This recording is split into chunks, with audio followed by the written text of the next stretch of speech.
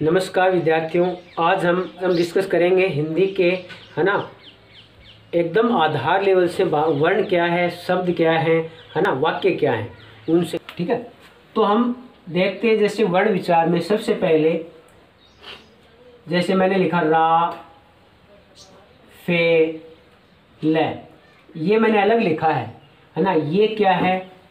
वर्ण है। ये भी क्या है? वर्ण है। ये भी क्या है? वर्ण है।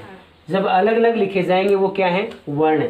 जब मैंने इसको यहाँ पर मिला दिया रा, फे, ले, इसको मिला दिया तो ये क्या बन गया? शब्द बन गया। क्या बन गया बच्चों? शब्द। अब मैंने लिखा कि राफेल, राफेल लड़ाकू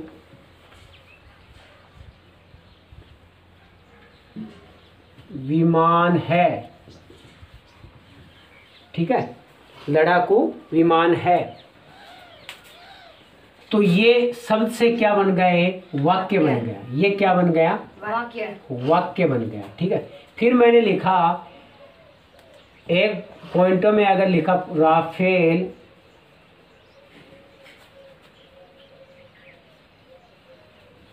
लड़ाकू विमान है।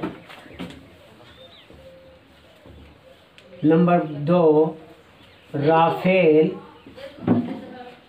दुश्मन का काल है, काल है। ऐसे मैंने 2 या 3 या 4 या 2 या 2 से अधिक वाक्य लिखे हैं। तो इस प्रकार ये पूरा क्या बन गया? भाषा। ये क्या बन गया? भाषा। ठीक है, तो बच्चों ये क्या है? वर्ण। वर्णों से मिलकर क्या बना है? शब्द। शब्दों से मिलकर क्या बना है? वाक्य। और वाक्यों से मिलकर क्या बनती है? भाषा। समझ गए? तो एक बात ये समझ में आए कि भाषा की सबसे छोटी इकाई क्या होगी? वर्ण। सबसे छोटी इकाई वर्ण होगी। ठीक है, तो पहला इसमें अगर हम देखेंगे भाषा की सबसे छोटी इकाई, भाषा की सबसे छोटी इकाई क्या कहा जाएगा? वर्ण। ठीक है, समझ गए ना? अगर दूसरी बात की जाए भाषा की सबसे छोटी लिखित इकाई है ना। अब मेरे को एक बात बताओ, राफेल को मैंने लिखा तो ऐसे ही है, अलग अलग लिखा तो ऐसे ही है। तो भाषा की सबसे छोटी लिखित इकाई भी क्या होगी? वर्ण होगी। क्या होगी? वर्ण होगी। समझ गए ना? अगर पूछा जाए भाषा की सबसे छोटी मौखिक इकाई क्या है? मौखिक इकाई क्या है? तो मैं बोलूँगा रा, फे, ले, अलग अलग बोल रहा हूँ ना। तो क्या कह रहा है? मौखिक यानी बोलना, लिखित यानी लिखना। अब मैं इसको लिखूंगा, मैंने बोला रा, है ना, तो मुख से बोला है ना, तो बोलने को क्या कहेंगे? ध्वनि। क्या कहेंगे? ध्वनि। तो भाषा की सबसे छोटी पूछा है, मौखिक इकाई क्या होगी? ध्वनि होगी। समझ गए ना? क्योंकि मैंने बोला रा, फिर मैंने बोला तो आपको क्या कहा? लिखो, तो आपने क्या लिखा? रा। समझ गए ना? तो यहाँ पर जो लिखा आपने, है ना, तो लिखित इकाई भी क्या होगी? सबसे छोटी वर्ण होगी। क्योंकि मैंने एक बार ही बोला, फिर अलग अलग रुक के बोला।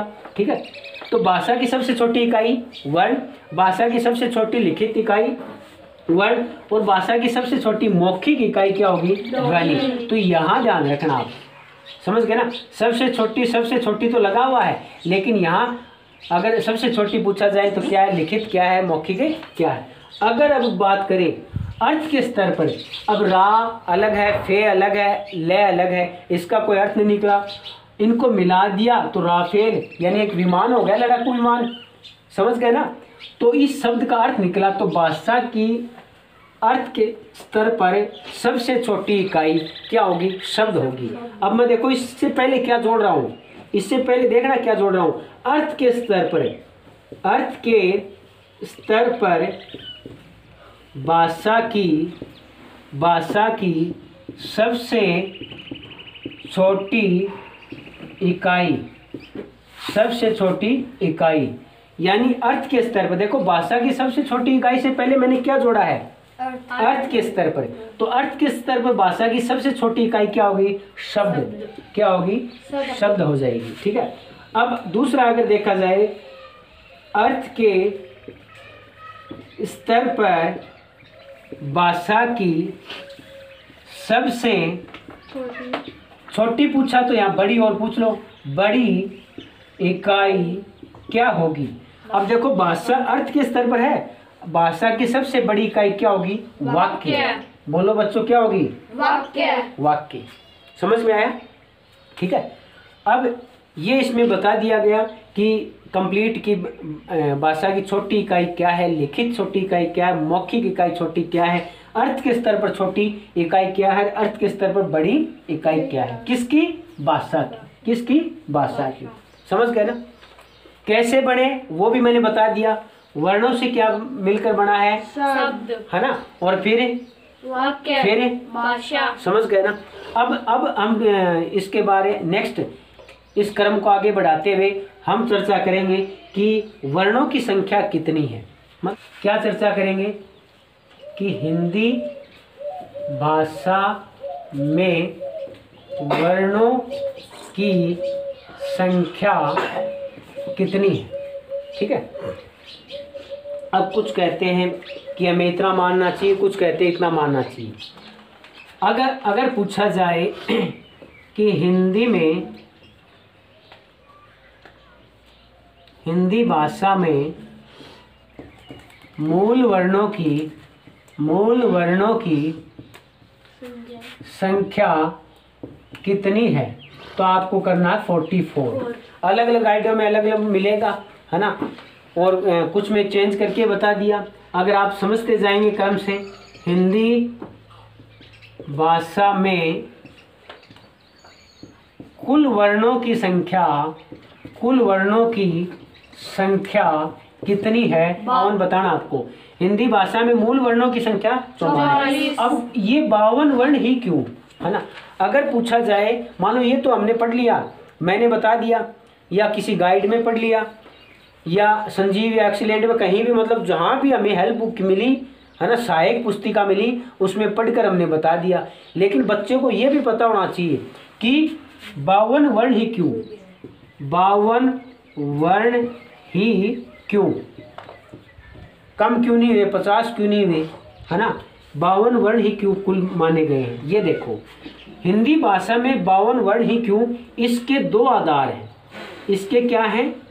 2 आधार। कितने आधार हैं बताओ? 2 आधार। पहला और ये दूसरा। पहला आधार तो क्या है? केंद्रीय हिंदी निदेशालय नई दिल्ली ने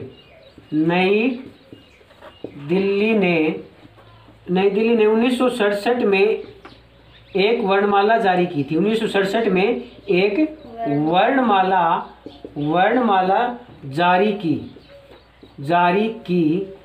है ना, जिसमें 52 वर्ण हैं। किसमें थे?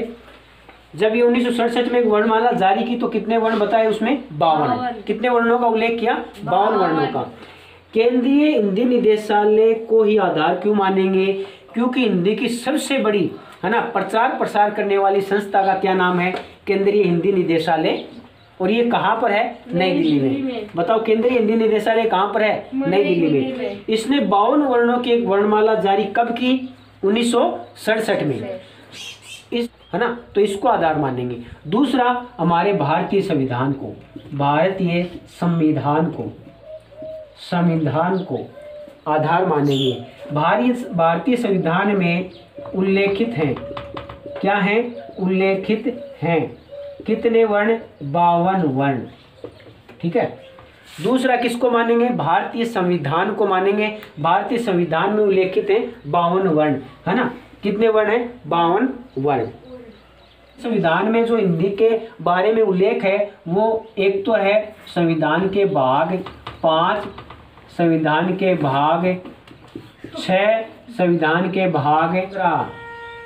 ठीक है, भाग 5, 6 और 17।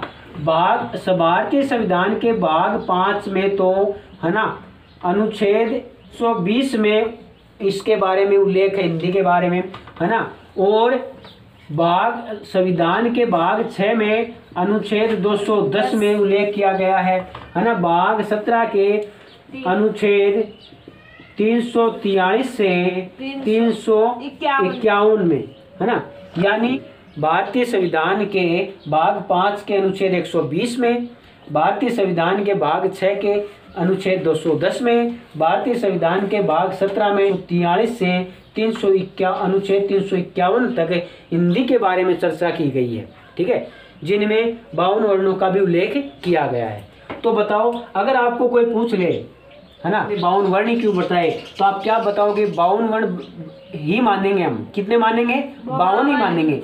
क्यों? इसके कितने आधार हैं? 2 आधार। एक तो केंद्रीय हिंदी निदेशालय नई दिल्ली और एक भारतीय संविधान में भी उल्लेख किया गया है। समझ गए? इसलिए हमें कितने मानने चाहिए? 52। हमें भी कितने मानने चाहिए? 52 ही मानने चाहिए, क्योंकि इनसे बड़ा कोई नहीं है। बताओ, भारतीय संविधान से ऊपर कोई हो सकता है क्या? नहीं हो सकता। और हिंदी की सबसे बड़ी संस्था प्रसार करने वाली कौन है? केंद्रीय हिंदी निदेशालय नई दिल्ली। तो इन 2 को आधार मानना चाहिए। तो बताओ, कुल वर्णों की संख्या कितनी माननी चाहिए हमें? 52 ही माननी चाहिए, ठीक है।